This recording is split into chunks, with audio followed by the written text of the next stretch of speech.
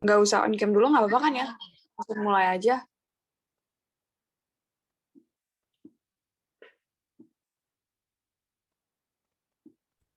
Ya langsung mulai aja.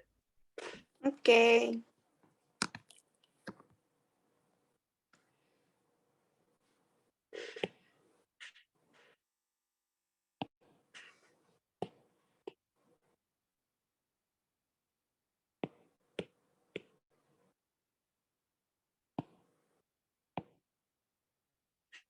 Oke, Assalamualaikum warahmatullahi wabarakatuh. Kenalin semuanya.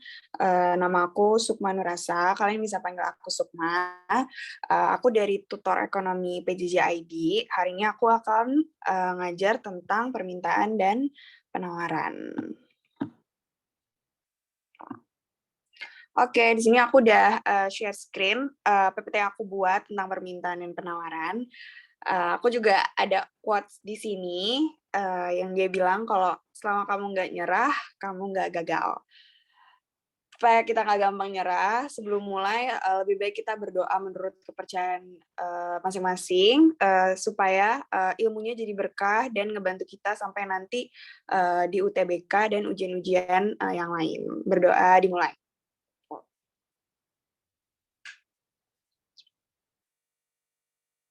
Berdoa dicukupkan. Oke, sekarang kita mulai ya. Permintaan dan penawaran. Permintaan. Aku bahas dari permintaan dulu ya. Oke. Aku udah tulis pengertiannya di sini. Permintaan. Permintaan adalah jumlah keseluruhan barang atau jasa yang ingin dibeli oleh konsumen pada berbagai tingkatan harga.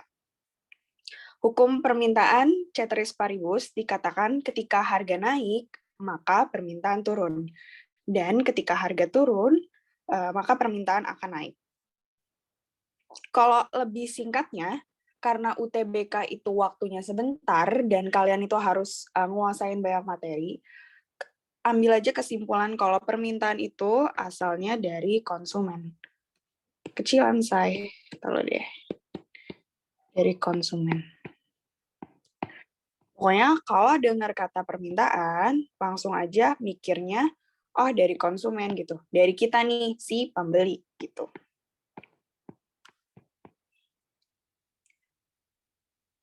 Permintaan ini punya hukum ketika harganya naik, maka permintaannya turun. Harga itu di ekonomi disebut juga dengan price. Tulisannya bisa jadi kayak gini, ketika harganya naik, price-nya naik, maka quantity atau permintaannya bakalan turun. Atau ketika harganya turun, permintaannya akan naik. Nah, ini bisa aja dipersingkat, ditulis itu berbanding terbalik.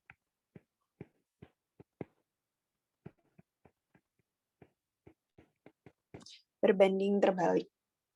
Kenapa bisa berbanding terbalik? Karena singkatnya gini, kalau aja nih, aku udah kasih contoh sini, ada skincare gitu, harganya 10 juta gitu misalkan.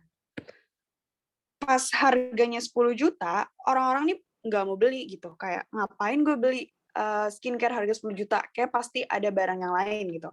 Atau kayak, nggak mau deh gue nabung aja daripada uang 10 juta gue abisin buat beli skincare gitu. Terus tiba-tiba suatu keadaan nih, misalkan kayak ada pandemi, atau kayak ada promo gitu, misalkan kayak promo 17 Agustus gitu kan, turun nih si harga skincare nih, jadi misalkan 5 juta gitu. Nah, orang-orang tuh pasti bakalan beli. Yang namanya ada promo, potongan harga, diskon, lalala, pasti orang-orang bakalan beli. Makanya di hukum permintaan nih punya kita nih si konsumen atau si pembeli. Ketika harga naik, price naik nih, si 10 juta nih naik, maka kuantitinya bakalan turun. Siapa yang mau beli gitu kan? Terus ketika price-nya turun, pas di 5 juta nih, permintaannya pasti bakalan naik gitu. Woi, mumpul 5 juta, kapan lagi harga skincare 5 juta gitu. Tadi kan yang pas di tulisan hukum permintaan nih, aku nulis ada kata ceteris paribus. Nah, ceteris paribus ini kalian bakalan sering nemuin kalau nyari pengertian apa itu permintaan atau apa itu penawaran. Oke, aku udah aku udah ngambil arti ceteris paribus ini dari Wikipedia yang kayak resmi arti ceteris paribus dari Wikipedia gitu. Yang pertama, dia bilang kalau ceteris paribus adalah istilah dalam bahasa Latin. Ingetin ya, ceteris paribus itu bahasa Latin. Yang secara harfiah dalam bahasa Indonesia dapat diterjemahkan dengan hal-hal lainnya tetap sama. Dalam ilmu ekonomi, istilah ceteris paribus seringkali digunakan, yaitu sebagai suatu asumsi untuk menyederhanakan beragam formulasi dan deskripsi dari berbagai anggapan ekonomi. Gitu. Gampangnya atau easy-nya nih, kalian tinggal di sini aku udah nulis pengertian easy-nya kayak ceteris paribus. Ceteris paribus itu apa sih? Oh, berarti faktor selain harga dianggap tetap. Ingat, faktor selain harga dianggap tetap. Ceteris paribus ini bakalan selalu keluar di setiap pengertian ekonomi pada umumnya. Faktor selain harga dianggap tetap. Nah, faktor lainnya tuh apa aja sih? Yang pertama ada selera konsumen, yang kedua ada pendapatan konsumen, yang ketiga ada harga barang pengganti, yang keempat nih harga barang, aku bukan barang substitusi, tapi barang komplementer.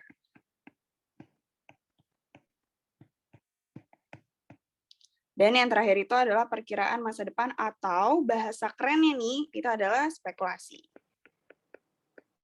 Gitu. Kalau membaca suatu pengertian, nih kayak gini nih, suatu hukum nih, hukum permintaan gini, kalian tetap harus baca si ceteris paribusnya itu ya. Jadi, hukum permintaan, ceteris paribus, ketika harga naik nih, price naik, ketika permintaan nih, price naik, maka permintaan akan turun. Ketika harga turun, ceteris paribus, maka permintaan akan naik. Pokoknya at least sih ceteris paribus ini tuh penting gitu, harus lo baca. Karena itu emang kayak udah hukum yang harus ditaatin gitu dalam ekonomi. Oke, next. Yang namanya permintaan, dia itu punya kurva. Di sini udah gue taruh gambarnya kurva. Cara ngafalin ya, bukan cara ngafalin ya, cara lo mengingat dengan gampang, itu kalau kurva permintaan itu dia turun dari kiri atas, sini ke kanan bawah. Atau bisa disebut downward sloping, gitu. Nah, kenapa nih dia bisa disebut dari kiri atas ke kanan bawah? Karena yang itu tadi, hukum permintaan. Ketika price-nya naik, maka kuantitinya turun. Gitu. Ketika price-nya turun, maka kuantitinya naik. Lo bisa lihat di sini, dari gambarnya. Pas harganya 5.000 nih, bener nggak tuh 5.000? Ya betul, 0,3. Ketika harganya 5.000 nih, orang-orang pasti bakalan mau beli. Karena murah gitu. Kapan lagi nih harganya 5.000? Makanya orang-orang mau beli. Sebanyak 5 orang mau beli misalkan barang A gitu kan. Ada 5 orang yang mau beli barang A karena harganya itu 5.000. Ketika harganya 25.000 nih, gue langsung ambil yang paling tinggi. 25.000 yang beli cuma 1 orang gitu. Karena ngapain harga 25.000, gue mendingan spending ke yang lain, buang-buang duit banget cuman buat konsumsi si barang A gitu. Nah, kurva permintaan ini dia bisa bergerak atau bergeser. Faktor yang menyebabkan bergerak itu adalah perubahan pada harga barang itu sendiri.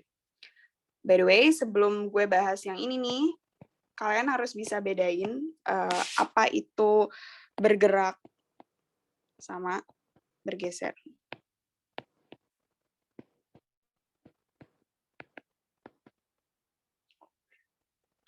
Kalau bergerak itu ini si A, misalkan ini dari si A. Si A ini di kotak ini dia bakalan kayak melakukan satu gerakan gitu, dia bergerak gitu. Tapi dia nggak berpindah tempat gitu, dia di sini aja nih gitu. Sedangkan kalau bergeser, ini si A di sini, dia ke sini. Karena kenapa nih gue ilustrasiin kayak gini, banyak banget yang udah ketuker. Kalau misalkan baca soal apa itu bergerak atau sama apa itu bergeser, lo harus ingetin banget nih bedanya bergerak sama bergeser. mau kayak ini sederhana banget, tapi sebenarnya ini yang bakalan jadi rockstone lu kalau lagi ngerjain soal gitu. Faktor yang menyebabkan permintaan atau kurvanya nih, dia nih gerak, itu adalah perubahan pada harga barang itu sendiri. Intinya benar-benar cuman ngomongin perubahan harga, rupiah nih, harga kan tuh. Benar-benar cuman ngomongin perubahan harga, nggak ngomongin apa-apa. Jadi kalau misalkan harga barang B dari harga 12.000 ke 8.000, oh itu pasti bergerak gitu. Terus barang B dari 8.000 naik jadi naik jadi 10. Itu tetap bergerak maupun harganya naik, price naik atau price turun, asalkan dia cuma ngomongin harga nih, itu namanya bergerak. Gitu. Next. Kurva permintaan kan tadi gue bilang dia bisa gerak atau dia itu bisa geser. Nah, faktor yang menyebabkan bergeser adalah perubahan yang bukan harga barang itu sendiri. Nih, gue gedein di sini kan yang bukan harga barang itu sendiri. Benar-benar selain harga itu dia bergeser. Nah, kurvanya kayak gini nih, dia geser nih. Yang awalnya dia posisinya di D1, dia bisa ke D2 atau dia bisa ke D3. Nah, ini namanya geser. Nih, dia geser, dia bisa ke sini, dia bisa ke sini, ke sini gitu. Intinya dia bergeser gitu. Beda sama kurva yang tadi, lo harus bisa bedain ya. Kalau yang gerak tuh dia cuma dari titik sini ke titik sini. Atau dia dari titik sini nih, misalnya gue garis nih, dia dari titik yang sini nih, titik A, dia ke sini nih, ke titik B gitu. Itu namanya bergerak. Nah, ini geser. Nah, karena tadi gue bilang kalau bergeser itu selain harga, karena kalau harga kan tadi dia gerak tuh, berarti kalau punyanya si geser ini yang selain harga. Nah, apa aja tuh yang faktor yang menyebabkan dia bergeser? Oke, yang pertama itu adalah pendapatannya naik, yang kedua itu seleranya naik, yang ketiga harga barang pengganti naik, yang keempat harga barang pelengkap turun, yang kelima harga diramal bakalan turun gitu. Kenapa dia bisa geser ke kanan? Ini gue jelasin satu-satu ya. BTW, ini ada yang mau on mic nggak? Kayak, kita sepi banget nih dari tadi. Halo? Ada yang mau on mic? Halo Kak. Halo. Oke, kalian ada di sana kan dengerin aku? Ada Kak. Ada Kak. Aman ya? Jelas ya PPT-nya ya? Jelas Kak. Kak. Oke. Oke, aku lanjut. Lanjut ya. Iya boleh Kak. Ya boleh. Oke. Sorry banget ada notif lewat doi. Oke. Tadi kan gue bilang kalau bergeser itu selain harga. Oke. Yang tadi udah gue sebutin dari pendapatan naik, selera naik, harga barang pengganti naik, harga barang pelengkap turun, yang terakhir harga diramal bakalan turun. Kenapa nih pendapatan naik itu menyebabkan pergeseran gitu? Saat lo yang biasanya punya gaji nih, atau nggak lo punya ongkos deh, lo punya ongkos nih cuma 5 juta gitu dari orang tua lo gitu. Terus tiba-tiba orang tua lo nih ketiban duit 2 miliar gitu. Terus jadi dinaikin dia ongkos itu jadi 10 juta gitu. Dari yang tadinya lo cuma konsumsi dari uang 5 juta ini lo konsumsi bakso itu cuma 5 mangkok, lo jadi bisa konsumsi bakso itu 10 mangkok gitu. Nah, itu nyebabin si kurva permintaan ini dia bisa geser ke kanan gitu. Karena lo semakin ingin mengkonsumsinya gitu. Jadi dia geser ke kanan. Gitu. Yang kedua, seleranya naik. Kayak yang tadi gue bilang, dari 5 mangkok lo jadi mau konsumsi 10 mangkok gitu. Selera lo makin naik nih, lo jadi pengen konsumsi banyak gitu. Dan itu menyebabkan kurva dia bisa geser ke kanan gitu. Yang ketiga, harga barang pengganti naik. Di ekonomi ada yang namanya barang pengganti. Barang pengganti itu contohnya kayak gini. Kan zaman sekarang anak-anak tuh sering banget yang namanya konsumsi kopi kan. Kopi gitu. Tapi suatu ketika si kopi ini harganya mahal banget. Karena banyak banget orang yang pengen, terus jadinya para penjual kopi ini mereka gengsi, gue naikin aja deh harganya deh, karena banyak yang pengen gitu.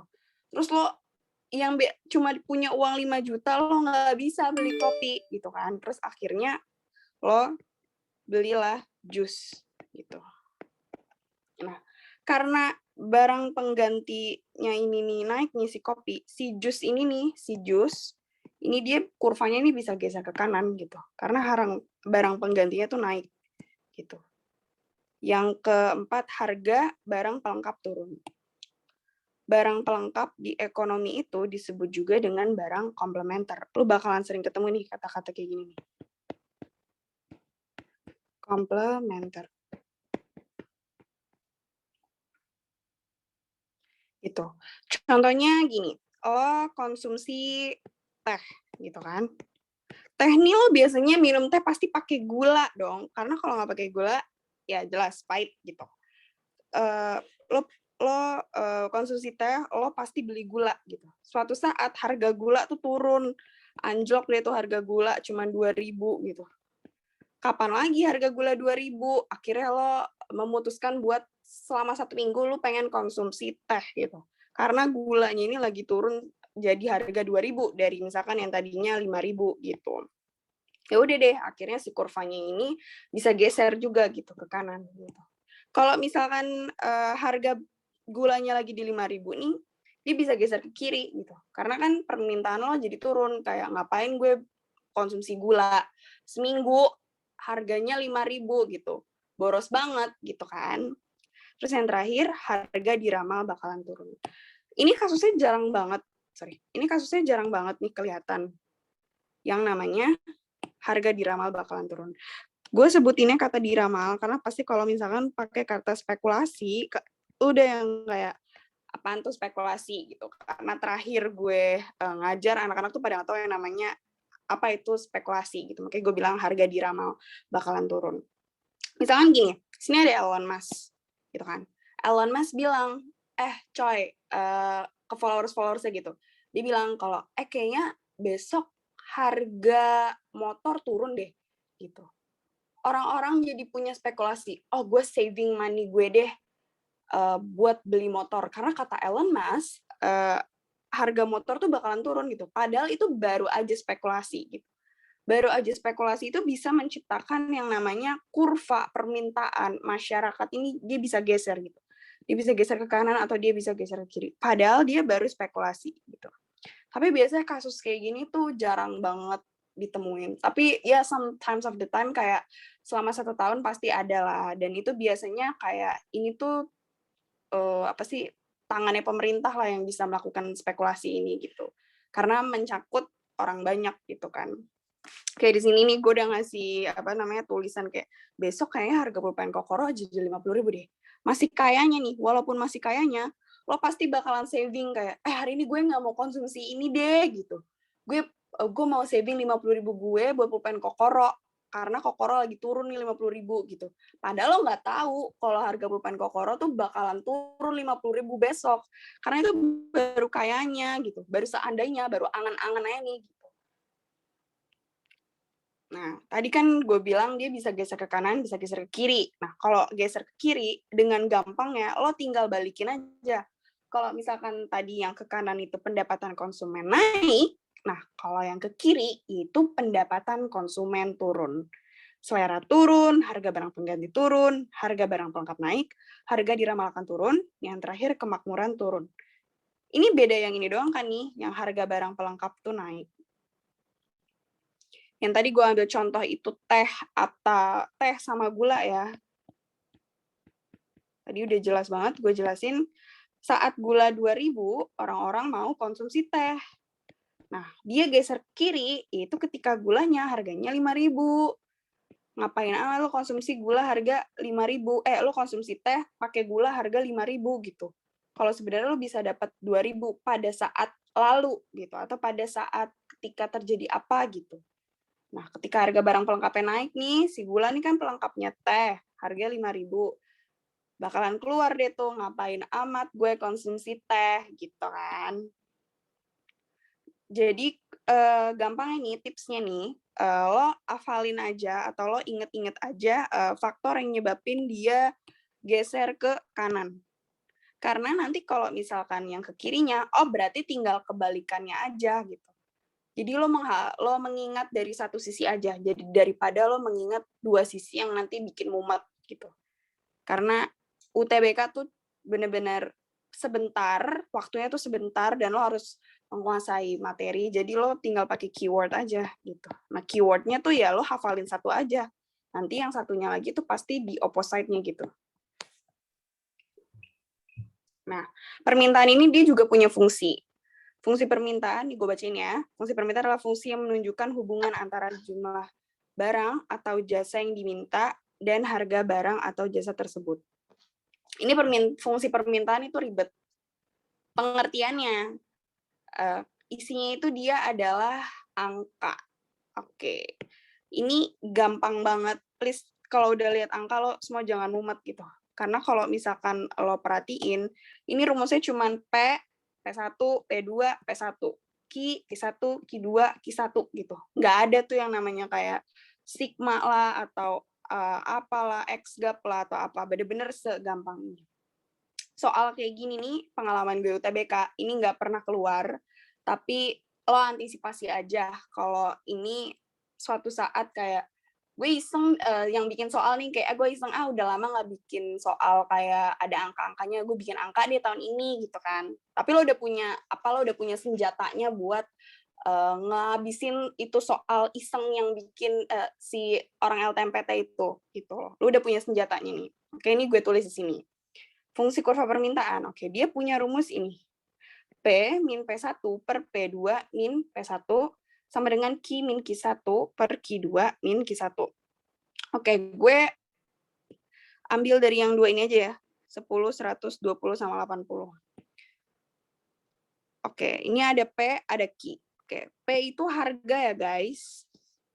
Oke, harga. Ingetin ya, kalau di ekonomi P itu price, harga gitu kan. Q itu quantity gitu. Quantity itu kuantitas atau jumlah gitar gitu. Terus dia bilang P1. Kayak gampang lah ya, ini P1, ini P2, ini Q1, ini Q2 gitu. Tinggal lo masukin deh.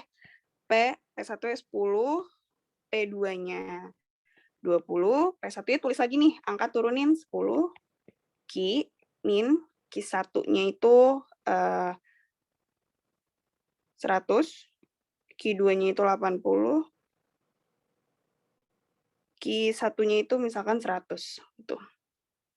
Tinggal lo kerjain, P min 10 per 10 sama dengan Q min 100 per min 20. Gitu. It's okay ada min ya guys. Tuh.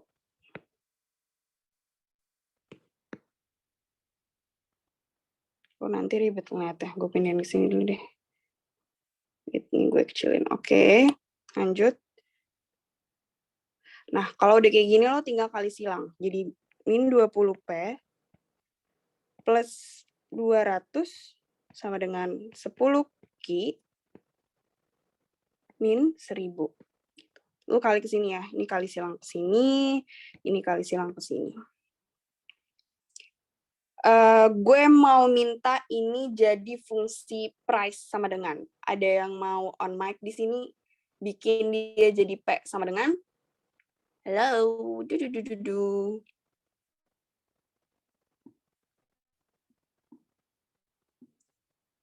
Boleh aku Kak Niko? Boleh. Ini siapa ini yang ngomong namanya? Niko Kak. Niko, halo Niko. Oke. Bisa ya bikin jadi fungsi price sama dengan? Insya Allah. Oke, jadi fungsi price-nya adalah minus 20P. Oke, aku tulis ya. Sama dengan 10 Q kurang 1200. Lanjut. Maka price sama dengan 10 Q kurang 1.200 per min 20. Maka itu udah selesai belum? Ini udah bisa selesai. Cuman kalau misalkan di UTBK kan mereka sering iseng tuh, sering sederhanain. Terserah mau kamu sederhanain atau enggak, tapi segini udah jadi fungsi price gitu. Oke. Terima kasih. Oke, makasih Nicole. Oke, sorry kok gue hapus sih? Stupid dah. Oke, fungsi permintaan. Aman gak nih permintaan? Ada yang mau tanya sebelum lanjut ke penawaran? Atau tadi gue ngejelasinnya kecepatan atau gimana? Ada yang mau nanya? Oke, kita diskusi aja nih kali ini. Halo. Aku ada mau nanya yang permintaan Boleh. bergeser ke kanan. Ini? Oke. Ya. Boleh. Itu ada salah satu faktornya yang yaitu harga diramal bakalan turun. Nah, aku masih bingung kenapa sih harga yang diramal bakal turun tuh bakal menaikkan permintaan. Soalnya tadi kalau aku nggak salah lihat sama salah dengar, yang bergeser ke kiri itu juga harga diramal bakalan turun. Oh, sorry. Yang ini kan yang permintaan, aku bilang dia geser ke kanan, dia harga diramal bakalan turun. Kayak yang tadi aku bilang, kalau dia diramal bakalan turun, yang tadi misalkan ini ya, pulpen Kokoro, dia harganya 50.000. Walaupun dia masih kayaknya, itu kan harganya turun tuh. Misalkan harga pulpen Kokoro itu 100.000 gitu. Nah, dia jadi 50.000 gitu kan. Nah, ini bakalan nyebabin yang namanya kurva permintaan ini dia geser ke kanan gitu. Karena harganya dia turun kan. Jadi orang-orang pada konsumsi pulpen Kokoro gitu. Nah, kalau yang ini harga diramalkan turun. Kayaknya aku salah deh. Makasih ya koreksinya. Sorry, misalkan ini aku ganti jadi naik. Sorry banget. Makasih ya udah ini. Tadi siapa tuh yang on mic? Aku Kak Fatur. Fatur, oke. Makasih ya Fatur, sorry banget guys, ini aku ganti dia jadi naik. Karena kan kebalikannya kan yang tadi aku bilang, the opposite meaning of dia geser ke kanan, kalau dia digeser ke kanan dia bilang harga diramal bakalan turun, berarti kalau geser ke kiri dia bakalan naik. Makasih banget udah bantuin. Makasih banget Fatur. Ada yang mau tanya lagi tentang permintaan? Dari definisi, terus pergerakan, pergeseran, atau mau lanjut aja gimana nih?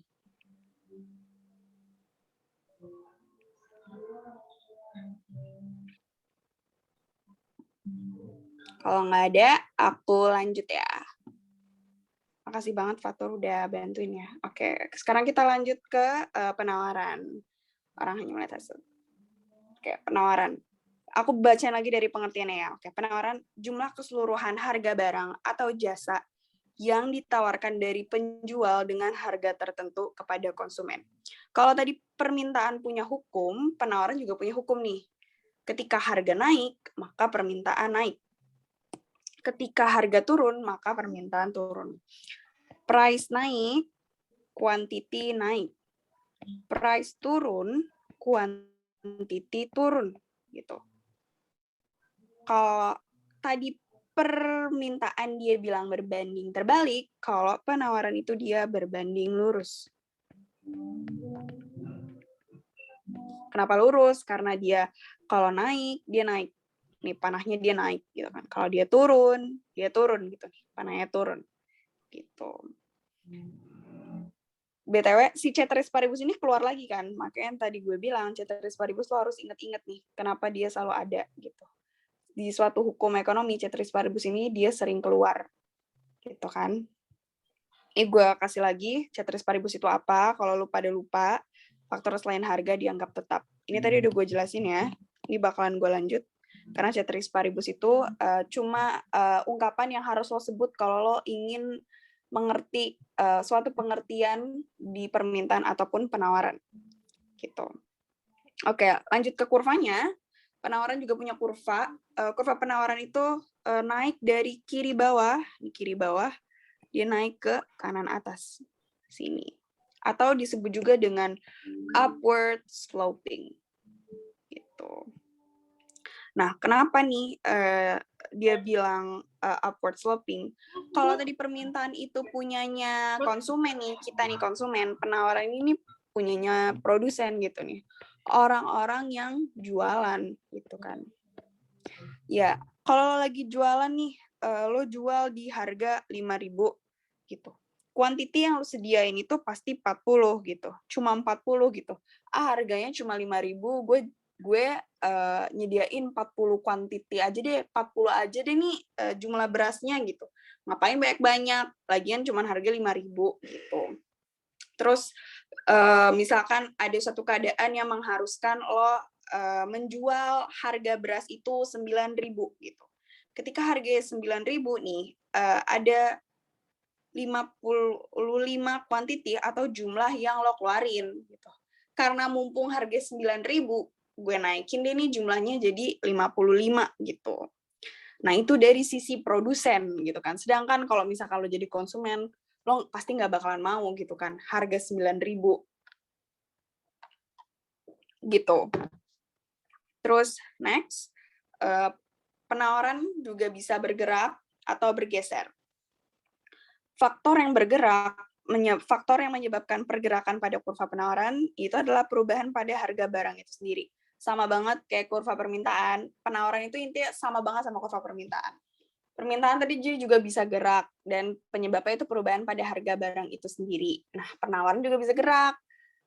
Penyebabnya juga sama, perubahan pada harga barang itu sendiri. Benar-benar cuman ngomongin harga atau price.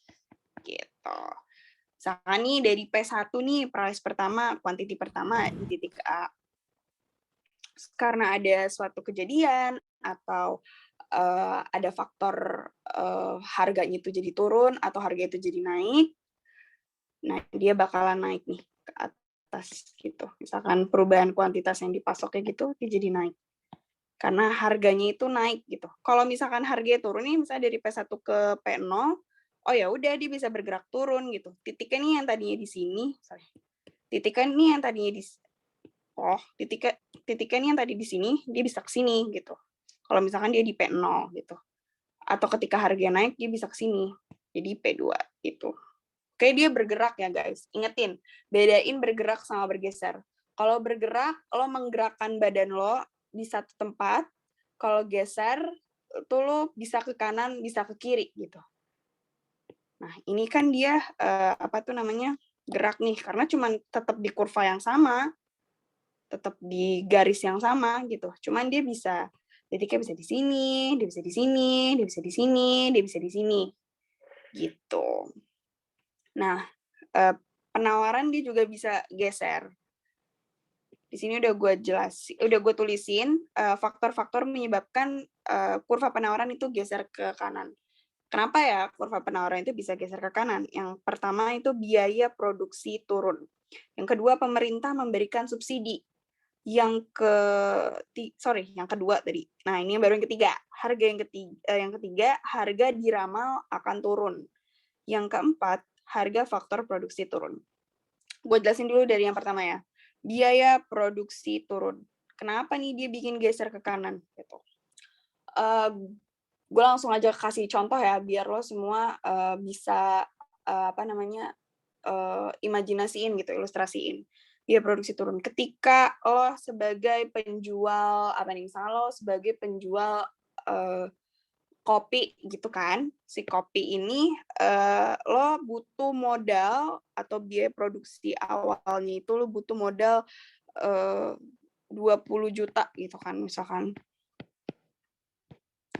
Terus tiba-tiba lo udah modal 20 juta ini,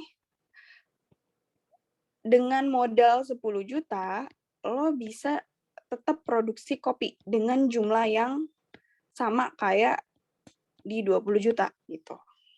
Nah, ini karena apa nih? Misalkan nih dia turun, bisa aja karena keadaan gitu kan, karena pandemi gitu misalkan. Produksi kopi yang 20 juta itu bisa jadi cuma 10 juta gitu. Nah, itu bisa nyebabin kurva penawaran itu dia geser ke kanan. Ini geser ya, saya bukan turun atau naik gitu. Nah, ini dia bisa geser ke kanan gitu. Terus yang kedua, pemerintah memberikan subsidi gitu. Oh, tadi lo jualan kopi modalnya 20 juta gitu kan. Terus tiba-tiba tek tek tek tek tek Pak Jokowi ngasih lo nih 30 juta gitu kan. Terus lo jadi punya terus lo uang lo jadi tambah gitu kan. Uang lo jadi tambah terus lo misalkan lo mau selain kopi lo juga pengen produksi teh gitu. Oh yaudah deh budgetnya gue bagi 2 gitu loh. Nah itu bisa juga tetap nyebabin kurva itu dia geser ke kanan gitu. Pokoknya atau contoh lainnya kayak dari 20 juta nih, tadi kan lo 20 juta, terus lo dikasih 30 juta. Totalnya jadi 50 juta dong uang lo. Nah, dari 50 juta ini lo jadi bisa produksi kopi jadi banyak banget. Kopi lo jadi banyak banget. Karena dikali 2 nih, ditambah 10 gitu. Jadi itu bisa nyebabin kurvanya geser ke kanan. Nah, yang ketiga, harga diramal bakalan turun. Sama aja, tadi yang gue tulisin lagi ya, diramal itu artinya spekulasi. Ketika harga dispekulasikan akan turun, lo udah get ready nih, lo pengen beli kopi, bahan dasar kopi lebih banyak gitu, karena dispekulasikan dia akan turun. Yang terakhir, harga faktor produksi turun. Ada yang tahu nggak nih, faktor produksi itu apa aja? Pasti kalau udah belajar, maksudku kayak Tenaga kerja ya Kak, masuk nggak? Tenaga kerja, betul, masuk. Apalagi Beb? Modal masuk nggak, Kak? Ya, betul. Ini udah gue tulis sini sebenarnya.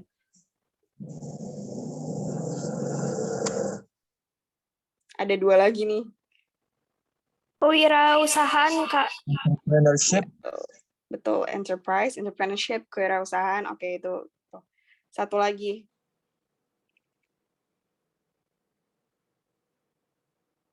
Apa niche? Satu lagi niche. Itu udah gue tulis di situ. Cuman gue pengen lo, apa sih, kayak bahasa yang lo bisa telaah sehari-harinya gitu loh. Apa nih? Sumber daya alam. Ya, betul. Sumber daya alam. Atau SDA ya, guys. And labor itu dia SDM, sumber daya manusia. Capital itu dia modal. Enterprise itu dia skill atau kewirausahaan. BTW ini faktor produksi harus benar-benar lo ingat karena sampai nanti UTBK tahun depan dia bakalan terus keluar. Gitu. Oke, harga faktor produksi turun. Kenapa nih harga faktor produksi bisa menyebabkan geser ke kanan? Faktor produksi itu kan disediain sama konsumen. Oke, faktor produksi disediain sama konsumen nih. Gue baca lagi biar ketanam di otak. Faktor produksi disediain sama konsumen, gitu kan. Tiba-tiba si konsumen ini misalkan lo penyedia jasa misalkan lo penyedia jasa ngedit gitu kan. Terus tiba-tiba lo mikir kayak udah deh gue turunin aja deh jasa ngedit gue dari harga sekian 50.000 ke harga 25.000 karena gue lagi sepi banget nih yang mau pakai jasa gue gitu kan. Harga faktor produksinya turun kan dan jadinya jadi lebih banyak orang yang mau pakai jasa lo gitu karena lo turunin harga gitu, lo ngasih promo, lo kasih potongan, lo kasih diskon gitu. Itu bisa menyebabkan dia geser ke kanan gitu. Kalau tadi dia bisa geser ke kanan, pasti bisa geser ke kiri. Nah, kalau udah tahu nih pengertian kenapa doi bisa geser ke kanan, ya udah berarti yang ke kiri tinggal kebalikannya aja gitu. Biaya produksi naik, pemerintah memberikan pajak tinggi. Kalau tadi kan pemerintah ngasih subsidi, kalau ke kiri, geser ke kiri, dia ngasih pajak tinggi gitu. Jadi kita harus nanam, kita harus ngasih, kita harus menyediakan uang lebih buat kasih ke pemerintah gitu. Terus yang ketiga, harga diramalkan naik. Udah diramal nih, kata Pak Jokowi bilang besok BBM naik ya. Nah itu bisa banget nyebabin penawaran dia geser ke kiri. Yang terakhir, harga faktor produksi naik. Konsumen nih lagi sombong-sombongnya nih, dia nyediain jasa nih. Misalkan gue ngajar gitu kan. Terus kayak, gue sombong, nggak ada nih yang mau ngajar ekonomi gitu kan. Gue naikin deh harga gue sejam 200.000 gitu. Dalam konteks ini ya ngajar ya, bukan yang jelek-jelek gitu kan. Gue naikin nih jadi 200.000 gitu. Nah itu kan salah satu faktor produksi ya, itu skill yang gue punya gitu. Gue bisa menyediakan faktor produksi gitu ke dunia ini gitu misalkan. Oke, penawaran, permintaan punya fungsi, penawaran juga punya fungsi gitu. Nah ini udah gue tulis sama banget yang namanya permintaan penawaran tuh ya udah mereka tuh kayak saudaraan gitu aja. Ini gue ini lagi ya, apa maksudnya gue jelasin lagi buat contoh yang di sini nih. Oke, ini berarti P1, ini P2, ini Q1, ini Q2. Oke, kita masukin ya. Ada yang mau bantuin gue nggak? Tinggal masukin nih. Nggak masukin angka. Ini SD banget sih. Siapa nih yang mau on mic? Ini pelajaran SD banget. Biar nggak ngantuk aja gitu. Lo on mic. P min 20 per 30 dikurang 20 sama dengan Pelan-pelan, Q min 80 dikurang 20. P dikurang 20 Oke. per 30 dikurang 20 sama dengan Q min 80 per 60 min 80. Yuk, rapihin, lanjutin. Lanjutin yuk, lanjutin. Ini gampang banget nih, SD banget nih. Gue lanjutin deh.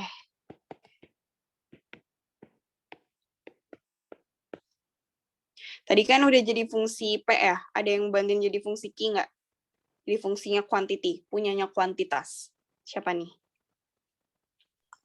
Niko lagi deh.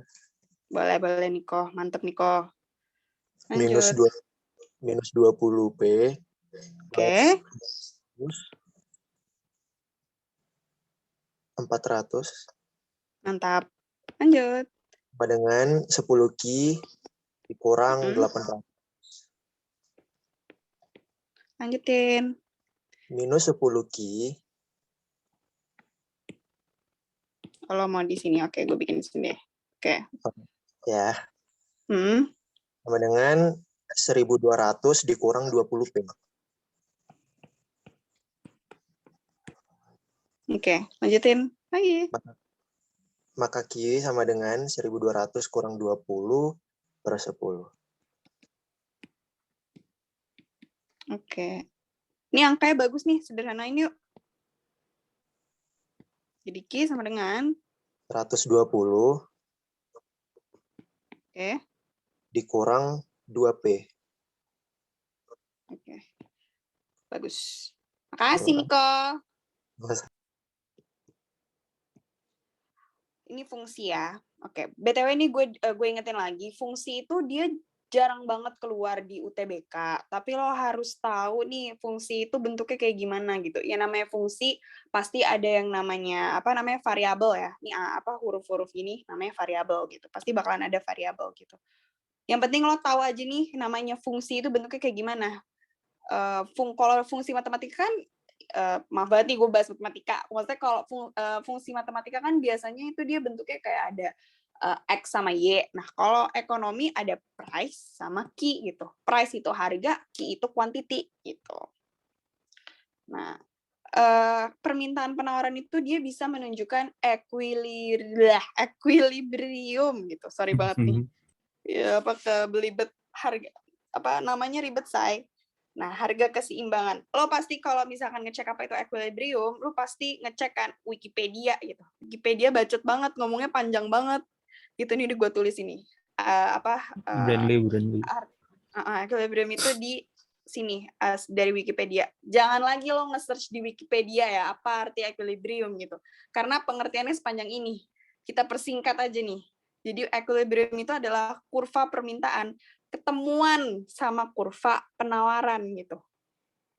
Jadi nih, ini namanya equilibrium nih.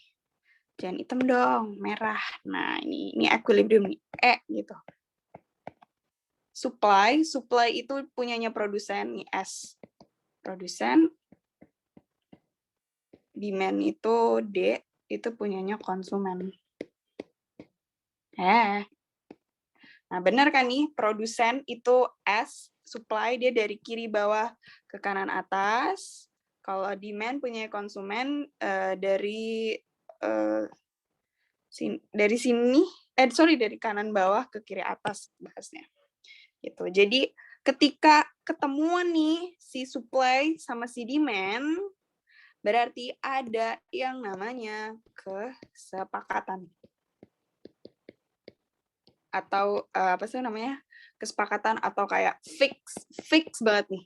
Harga fix yang udah diterima gitu. Harga fixnya produsen, harga fix konsumen, jumlah fix konsumen, dan jumlah fixnya produsen. Disebut dengan equilibrium gitu. Please jangan lo anggap susah apa itu sih equilibrium gitu. Dia benar-benar cuma ngomongin ketemuannya nih, suatu kurva nih, dia bisa ketemuan gitu kan, perpotongan gitu, ketemuannya si supply dari produsen dan demand dari konsumen gitu.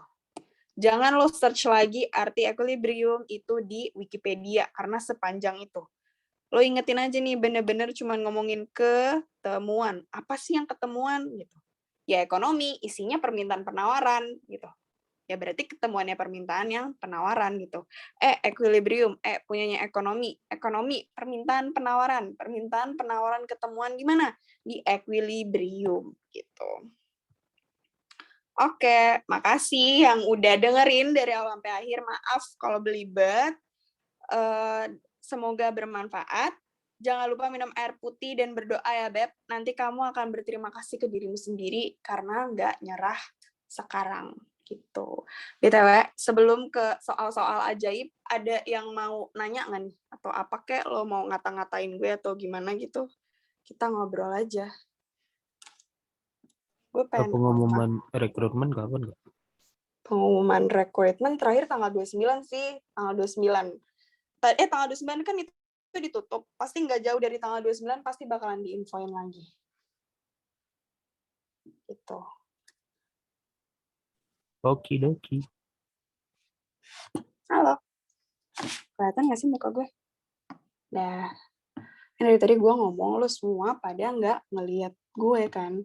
Sekarang ada gue nih di sini. Oke. Taruh sambil mukanya, Kak. buram ya, maaf ya. Soalnya gue yang pakai kamera yang ini. Sukma. Makasih. Kalian on cam dong. Gue sambil nyiapin Kahoot nih buat kalian cerita-cerita ini kan udah sebulan nih. Maksud gue kayak lo pada ini kan nyiapin buat TBK, terus lo lo belajar gitu, lo udah sampai mana nih? Terus tadi yang gue tahu anak Intan udah lagi pada ini ya. Lagi pada pada Intan. Pada TO. Kok ini sih? Cerita dong soalnya gimana? Kepo aja gue, soalnya gimana gitu. Ada yang anak Intan gak nih?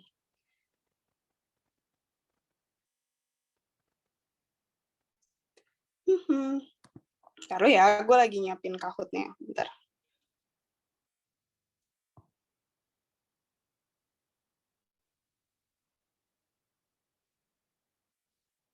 Halo guys.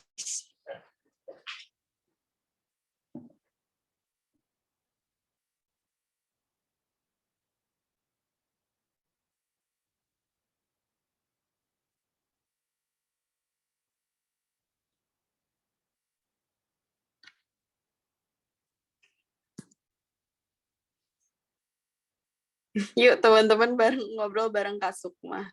Ayo ngobrol bareng aku. Ada yang mau cerita nggak? Kalau nggak ada, gue aja deh yang cerita. Gabut nih. Kan gabut sih sambil nungguin ini gitu. Tunggu bentar ya, Kahoot-nya lagi lemot banget nih. Ada yang mau on mic nggak cerita? Oke, cerita ya guys. Gue BTW gue tahun ini gap year. Gue bakalan UTBK lagi tahun depan. Jadi kita bakalan ketemu. Kita teman seperjuangan buat UTBK tahun depan. Gitu. tahun ini sayangnya gue nggak keterima di jurusan yang di kampus yang gue mau gitu. Jadi gue memutuskan buat gap year dan take UTBK lagi tahun depan gitu. Jadi kita teman-teman seperjuangan nih. Please jangan nganggap saingan ya. Kita saingan tapi secara ini aja, secara kayak dia saingan gue nih gitu. Kita nganggapnya kita teman seperjuangan. Oke?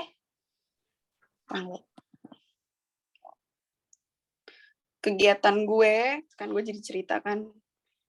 Sukma sama aku juga gap year, semangat. Semangat! Akhirnya ada teman gap year-nya. Siapa nih? Lasria Veronica. Thank you. Udah ini. Semangat, Kak. Iya, semangat. Kalian juga semangat ya. BTW, ini kan masih bulan Agustus. Aku mau, sharing nih. Dulu gue punya, strategi. Aku juga semuanya semangat, semuanya. Iya, keren-keren banget deh. Strategi, kalau misalkan lo tuh anaknya nyatet nih, misalkan nih cewek-cewek nih biasanya tuh mau nyatet, lo targetin Desember itu catatan lo kelar. Jangan mikir masih lama, pokoknya lo targetin capek catet. Iya coy, capek emang, tapi lo nyatet aja deh Desember itu kelar catatan lo gitu. Mau lu nyatetnya sambil nangis-nangis kek, yang penting lo catet aja tuh Desember tuh kelar gitu. Karena kalau lu suka ngeliat tulisan tangan lo sendiri, seenggaknya Januari lo udah punya pegangan catatan gitu. Nah, kalau TPS lo jangan kebanyakan TPS lo jangan kebanyakan nyatet, lo jangan kebanyakan mikirin, tapi lo please perhatiin nonton video atau lo banyak-banyak latihan soal gitu. Karena TPS latihan soal itu bener-bener ngebantu banget, demi Allah. TPS latihan soal dan UTBK tuh sangat surprise. Gitu. Gue pengalaman UTBK tahun lalu itu bener-bener sangat surprise. Soalnya tuh kayak TPS tuh nggak sesusah itu, bener-bener nggak sesusah itu. Itu bener-bener kayak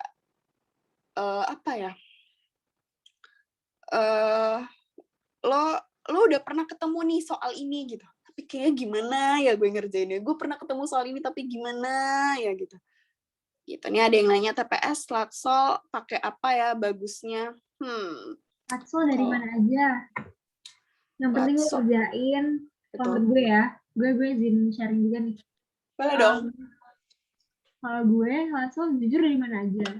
Yang penting itu lo ngerti gitu. Jangan kebanyakan Latsol tapi lo nggak ngerti. Lo nggak sih kayak asal-asalan gitu ngerjainnya. Gue juga kayak gitu. Gue tahun ini tahun ini ya sih tahun lalu sebenarnya 2010 ya. Iya. Gue tuh dari Juni sampai Desember gue kerjaannya cuman ngabisin materi, tapi gue juga tetap Latsol dan tetap TO gitu loh. Jadi kayak abis tiap bulan saya materi apa gitu, gue langsung Latsol juga materi itu. Jadi menurut gue kalian tetap kejar materi tapi jangan lupa Latsolnya, karena tuh UTBK tuh materinya simple tapi luas banget gitu. Kalau dari gue. Ada yang nanya, Kak, kesalahan kakak pas UTBK kemarin apa, Kak? Sumpah, ini kesalahan gue. Kesalahan gue nih yang bener-bener paling nyata itu gue nggak tau ya, ini gue Aries, gue tuh ambisius banget. Saking ambisiusnya gue tuh nggak mau yang namanya dibalap sama orang lain gitu. Jadi kalau misalkan nih orang lagi ngerjain latihan soal ini, pokoknya gue udah harus selesai. Please jangan kayak gitu. Mendingan lo ngerti, lo jangan buru-buru, lo ngertiin dulu. Terserah orang udah larinya kayak gimana, orang udah di depan kayak gimana. Lo santai aja, yang penting lo ngerti gitu. Itu sih kesalahan gue. Gue catatan aman, gue TO aman gitu kan. Tapi karena itu gue tuh berasa dibalap gitu. Dan nih kenapa gue milih ngajar ekonomi gitu, karena gue pas UTBK tuh gue ngejar banget yang namanya ekonomi gitu kan. Gue pokoknya yang kayak TKA gue ekonomi, tapi tetap aja nilai ekonomi gue di UTBK itu paling rendah gitu. Kak, emang mau jurusan apa gitu? Aku pengen banget administrasi fiskal UI, tapi administrasi fiskal UI itu kuotanya, maksudnya nerima anak dari UTBK itu cuma 14 orang gitu. Terus jadi kayak, ya menurut lo aja 14 orang, kita taruh satu Indonesia daftar UTBK-nya itu fiskal UI, ya lo nomor berapa pada saat itu gitu kan. Tapi kesininya sebenarnya aku pengen banget manajemen gitu. Kak, boleh spill skor UTBK-nya nggak? Boleh, bentar ya. Aku tadi juga lagi ngecek. Bentar, Bet. Nambahin aja ya. Tadi kan Sukma bilang fiskal UI itu aja daya tampungnya itu udah 14. Meanwhile, di FIB itu kan misalnya kayak misalnya temen gue kemarin ada yang nyoba ke Korea UI, bahasa kebudayaan Korea. Itu daya tampungnya aja 9. Literally 9 yang daftar Indonesia, dan langsung kan yang tahun 2020 juga masuk ke 10 prodi terketat gitu. Jadi possibility-nya kecil banget gitu. Jadi emang harus digedein potensi sama usahanya. Betul. Dan ingat ya, yang ngukur potensi dan usaha lo itu tuh bukan nilai TO atau nilai apa, tapi kesanggupan lo buat ngadepin semuanya gitu. Kalau lo ngerasa lo, gue sanggup nih ngerjain TK ini, berarti lo udah oke gitu. Bukan dari nilai TO ya, please banget, tapi gimana lo sanggup gitu. Tadi ada yang nanya nilai UTBK gue. Nilai UTBK gue itu 658. Itu termasuk ya lumayan lah pada saat tahun ini ya, 658. Tapi stupidnya karena gue pilihan 1 dan pilihan 2 itu UI gitu. Jadi tinggi sih, gila. Iya, gila. Tinggi, tapi nggak keterima. Sedih nggak sih? Kayak nggak keterima gitu sampai ini. Kak, tips cara kalau ngerjain TO nggak bosen gimana? Cara ngerjain TO nggak bosen kalau gue itu biasanya sambil dengerin lagu. Tapi lagunya jangan yang ada liriknya ya. Lo dengerin lagu yang apa tuh namanya? Lo-fi nggak sih buat yang study? Nah ya, yang kayak gitu. Kadang gue bahkan ini loh, searching di YouTube lagu Starbucks. Jadi biar berasa lo ngerjain ini. Kak, sorry mah pilihannya apa aja, Kak? Pilihan di UTBK ku, pilihan pertama aku administrasi fiskal UI, yang kedua aku pilih administrasi niaga UI. Kak, gak ikut mandiri? Aku ikut mandiri. Sebenarnya, ini sad story sih. Aku keterima di Unpad dan keterima di Undip. Dan di Undip itu di jurusan yang, salah satu jurusan yang aku mau, yaitu manajemen. Tapi sayangnya, aku nggak boleh ngambil karena orang tuaku itu salah satu bukan strict parent sih, mereka karena aku tuh anak paling kecil, jadi aku nggak ambil Undip atau Unpadku gitu. Jadi ya udah, dan aku tuh cuman, maaf banget ya, ini pribadi, aku cuman tinggal berdua sama papa gitu. Jadi aku memutuskan untuk tetap stay di Jakarta dan take gap year dan UTBK lagi tahun depan gitu. Gitu deh. Kalian jangan takut nggak keterima sana-sini ya guys, karena bener-bener kayak, nah ini Kahootnya udah, ada yang mau ini nggak? Tuh kan, reconnect lagi. Nah ini dia.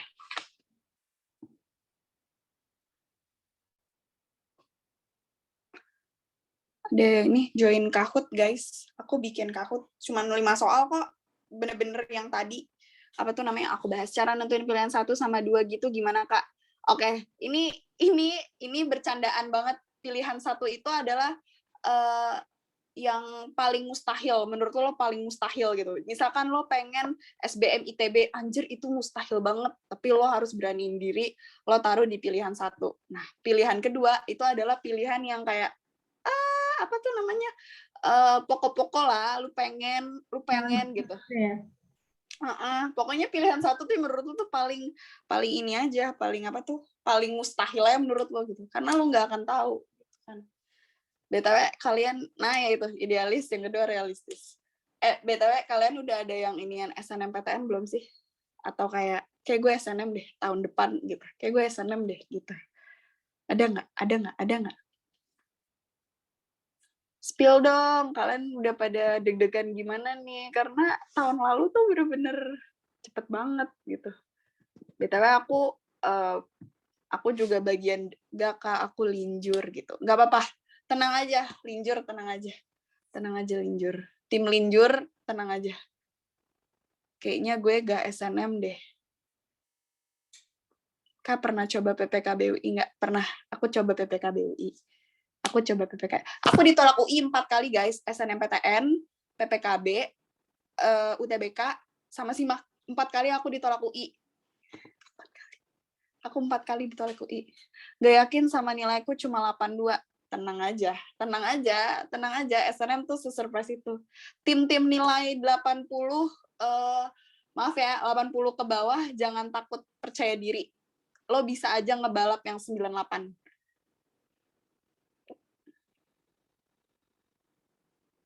BTW itu ada yang nanya, enakan belajar pagi atau malam?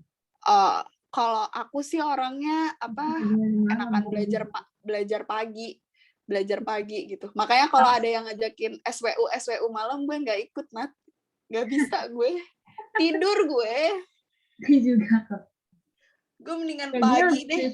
Gue tuh kayak lebih prefer gue bangun jam 3 pagi terus gue belajar gitu loh. Iya. Gue udah tidur gitu karena kebutuhan gue udah ketemu, jadi kayak oke, gue belajar gitu. Gue pagi deh pokoknya. Waktu SNM jurusan pilihannya sama Kak. Oh, ini lo akan terkejut banget sih.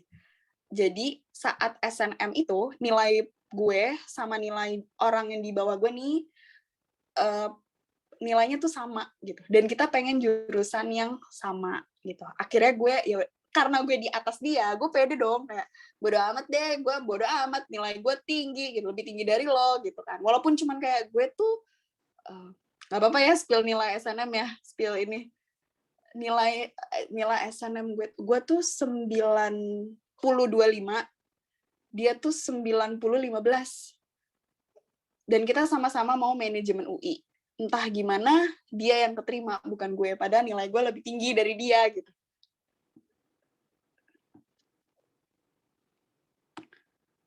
Gitu. SNM gaib banget ya, Kak. Gaib.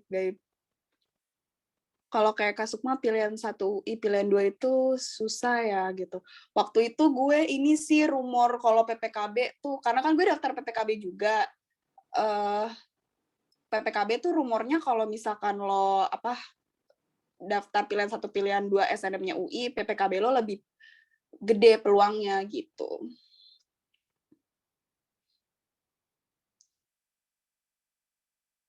Nat, lo SNM nggak, Nat? Gue SBM sama UTO sih. Sama UTO. SNM tuh parah sih. Nangis sih gue itu SNM. Pertama kali ditolak, anjir. Gue nggak ikut SNM, gue nggak eligible juga. Soalnya gue baru, terus kayak cuman ada 3 orang gitu yang masuk kuota. Kalau boleh tahu sekolah di mana? Aku SMA 47 Jakarta, Tanah Kusir. Ada yang tahu nggak tuh Tanah Kusir?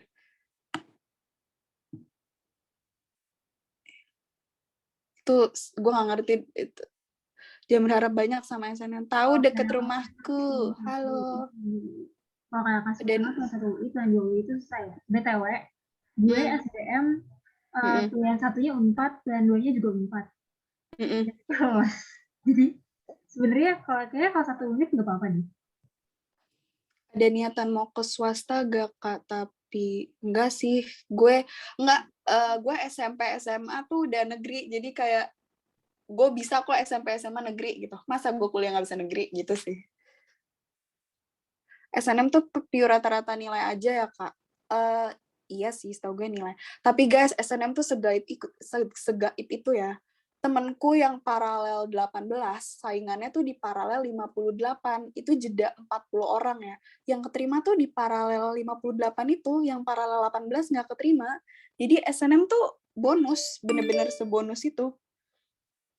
Oh iya, setahu gue kayak ada penilaian akreditasi sekolah gitu sih. Bener nggak tuh? Iya, betul. Akreditasi sekolah sama biasanya ini sih alumni.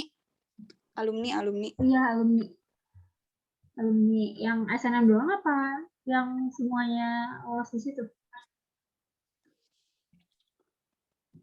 Apa sih biasanya tuh alumni ini loh Nat, kalau misalkan lo alumni lo nih misalkan manajemen UI, terus di manajemen UI tuh alumni lo tuh apa sih IPE tuh bagus gitu loh. Nah itu biasanya lo lebih. Alumni tuh harus pakai jalur SNM atau? Iya, SNM juga. Oh, pantesan. Kasukma IG-nya apa? Nanti aku spill ya. Apalagi nih SNM tuh. Sama Kak, di sekolahku paralel 1 saingannya paralel 69 yang keterima yang 69. Iya kan? Sumpah itu angka 69 bener-bener ya. Si 69 tuh bikin ada teman Kak Sukma ada nggak yang linjur tapi lolos SNM? Belum ada. Aku kayaknya nggak ada deh. Di sekolahku rata-rata pure yang IPA tuh kebanyakan ngambilnya yang ini sih. Kalau di SNM ngambilnya yang IPA gitu, yang saintek. Teman gue ada linjur apa nih, ada yang ngomong siapa Niko mau cerita sedikit. Lanjut dong, cerita dong. Jadi gini, waktu SNM gue tuh kan di paralel 10 besar lah bilang. Terus yang si paralel satunya kan gue dari jurusan IPA nih. Yang juara paralel satunya itu IPA sebelah, IPA 2, guanya IPA 1 gitu kan. Nah, jadi si paralel satu ini tuh kayak dapat privilege gitu tau. Jadi gini, dia itu dibilang kepala sekolah kayak gini, udah kamu bebas aja mau pilih jurusannya di mana aja gitu. Oke, dia tuh bayangin coba Sukma, dia tuh anaknya jurusan OSN fisika, kimia, matematika tuh udah dibabat abis. Terus kan kayak si anak emas. Iya bener, anak emas banget. Terus kan kayak paling dia mau masuk teknik lah gitu. Udah gitu kan kami. Dan kaget lah kemarin pas pengumuman SNM, dia dapatnya akuntansi di Universitas Sumatera Utara gitu. Dan dia cuma satu-satunya yang IPA yang lolos ke itu. Dan kami rasa itu kayak bener-bener privilege banget karena dia juara 1, dia jadi besar peluangnya gitu. Even kayak yang nilai IPS-nya tinggi, bisa jadi dikalahin sama dia gitu. Yang karena dia tuh udah juara 1. Apalagi kan akreditasi sekolah tadi juga katanya berpengaruh kan, alumni juga berpengaruh gitu. Jadi menurut gue tuh itu keren banget sih kalau udah peringkat 1 itu udah kayak maunya harus dipikirin mateng-mateng sih. Tapi jangan juga kayak diri gitu, misalnya karena dibolehin gitu, udahlah bisa linjur ya udah langsung nembak gitu akuntansi UI, ya mungkin bakal beda ceritanya. Tapi nggak tahu juga sih, orang semua juga tahu SNM itu segaib itu gitu sih. Nah tuh guys, benar, privilege apapun itu yang kalian punya itu bisa mempengaruhi SNM kalian gitu. Pokoknya anggap aja SNM tuh bonus deh, lo jangan berharap di SNM, anggap aja SNM tuh bonus. Terus tadi ada yang nanya, Kak gimana cara bangkit dari habis ditolak. Kalau gue waktu itu bangkitnya, gue abis-abisan gue keluarin sih, gue nangis, gue cerita ke temen apapun itu yang bikin gue itu lega gitu. Please jangan langsung lo nutup diri, lo nggak mampu ngapa-ngapain, enggak. Ayo Kak Kahut gitu. Oke, ini udah 34 ya. Maaf ya Kak, asihkan cerita. Tar. Kak maghrib, ya maaf. Maaf guys.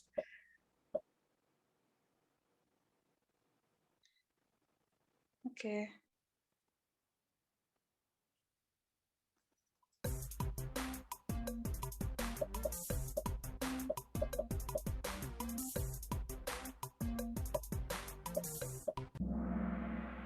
Maaf ya, kecepatan ya gue ini nih. 10. Agak. Maaf. Kayak gue pertama kali nomor 1 soalnya. Novita Ageng. Selamat Novita Ageng. Yang punya pacar. Oke, lanjut. Next. Ini cuma 5 soal kok guys. Cepet. Kak, itu aku nggak tahu cara mainnya, asal pencet tapi kok tinggi lagi. Ini kok cepet banget ya, perasaan udah gue ini deh.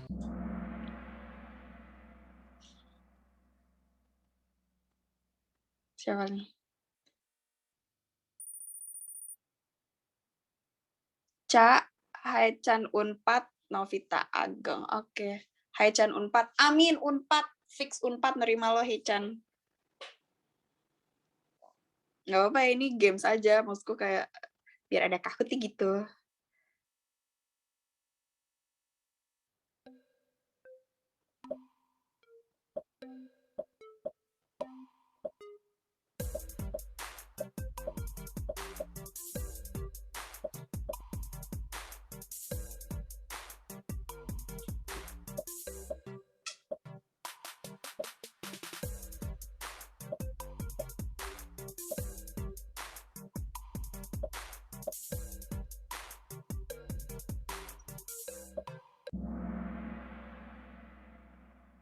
Oke, masih banyak yang salah nih. Banyak juga yang jawab A. Atois. Oh, Atois. Asik banget nama lo, Atois. Nomor 4.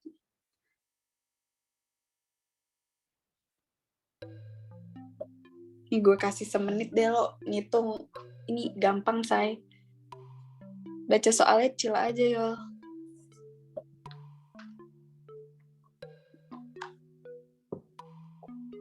Coba nih, aku zoomin ya. Nih. Kelihatan nggak, Beb? Ini ada siaran ulangnya, Kak. Ada nanti di-upload di YouTube ya. Ada aku di YouTube.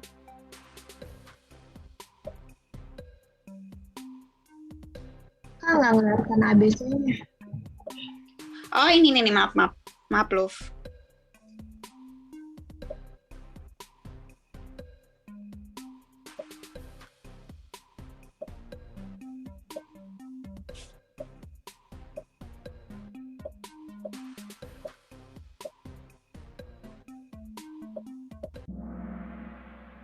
Oke. Pasti ini banyak yang males ngitung. Tapi nggak apa-apa. Oh, banyak juga yang jawab yang biru. Sama lagi nih. Yang nomor 8. Yang ini juga. Yang 8. Oke. Siapa nih? Ca, Atus, Hai Chan Unpad, Amin, Hai Chan Unpad, Amin.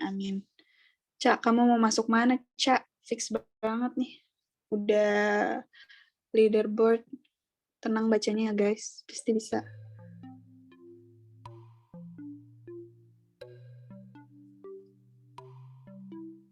Oh gitu, baru pertama kali. Nggak apa-apa pertama kali. Aku juga gitu pas Kahut pertama kali.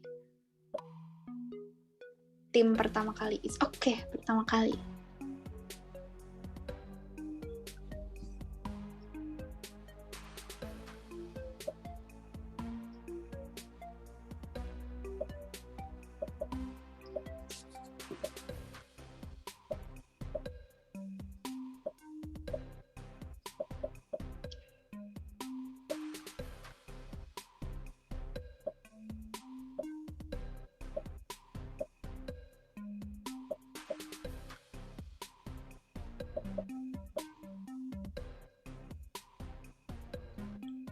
FYI, soal ini aku dapetin dari soal-soal SIMAK UI ya guys. SIMAK UI dan UTBK. Mantap. Keren lo semua.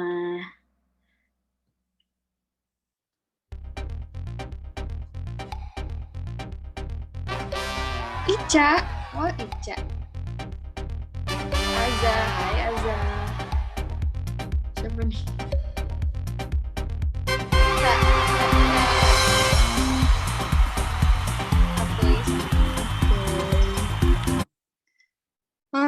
Oke, makasih guys. Tadi si Ca, on mic ya, Ca. Yang ini loh, yang tadi podium 1, iya. Kamu apa tuh namanya? Ini ya, apa namanya? DM aku ya di IG. Aku mau kasih sesuatu.